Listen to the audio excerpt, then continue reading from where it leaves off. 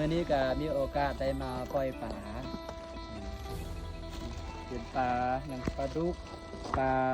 ตะเพียนบอกปลาปาก ปลาตะเพียน ที่บานกับเนื้อออกเพิ่นก็มาหัวนำมามีกองจำนวน5 ถุงจะมีญาติโยมท่านได้ร่วมบุญนำและขอให้ได้บุญพละอานิสงส์น้ำกันเด้อครับที่ได้มาปล่อย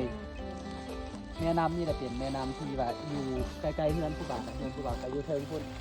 เป็นแม่น้ำตอนยังน้อยมาอาบน้ำตลอดแต่กับป่าก็หลายมาอาบน้ำนี่ป่านี่เต้นขึ้นตอนนี้พวกเรามีตัวบ่เนาะตอนนี้เขาก็ที่มาปล่อยป่าคืนสู่ธรรมชาติเนาะ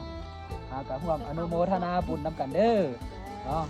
คือมันนี่ก็เป็นการเกิดได้แล้วก็มาปล่อยป่าเพื่อมีอายุมั่นขวัญยืนเนาะการให้ชีวิตสัตว์เป็นทานอยากจะให้มีอายุยืนบางคนจะเชื่อว่าปล่อยแล้วจะมีความเจริญรุ่งเรืองราบรื่นในธุรกิจการงานอนุโมทนาบุญนำกันเด้อขอบคุณธรรมชาติเด้อ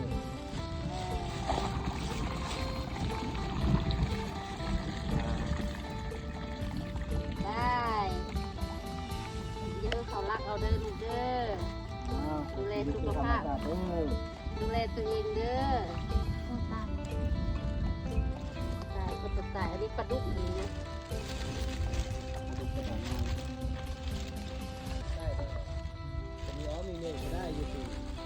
เนาะ ลองปล่อยบ่ปล่อยบ่ปล่อยอีกคนนึงเหรอในจังเท จงให้ออกนำก็ได้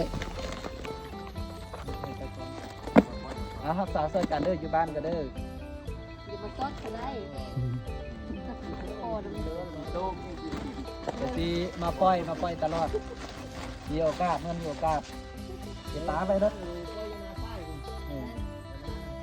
จุ่มลงได้ไหมหัว เอา อันนี้ ไปมื้อนี้กูมอง ตั้งใจอยากมาปล่อยวันนี้ ย่างน้อยสะดวกปุ๊บก็ อีกทีตัวเลยคือธรรมชาติหลายร้อยตัวอยู่ได้นี่ปล่อยบ่อ๋อบ่ยังพอเป็นกำลังสิปล่อยเนาะไปป่าสู่ธรรมชาติ คนทำงานก็ตรงไปไล่นำตัวคือตัวกำหนดตัวเที่ยว เด้โอ้โตเด้ โอเคสู่ธรรมชาติเด้อ ไปหาอยู่หากินตามธรรมชาติเด้อ ให้เลย เด้อบันเด้อ ดีได้เยอะกว่ามันจับเอาเด้อ ตัวหอยกระลายเด้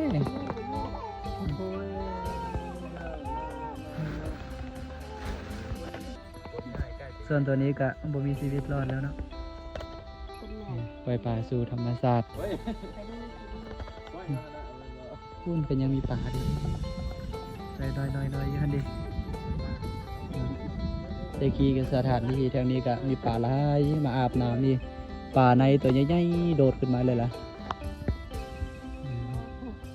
ไอ้ตัวชายหูซึมบัน หนูอาเด็กหน่อยบ่นี่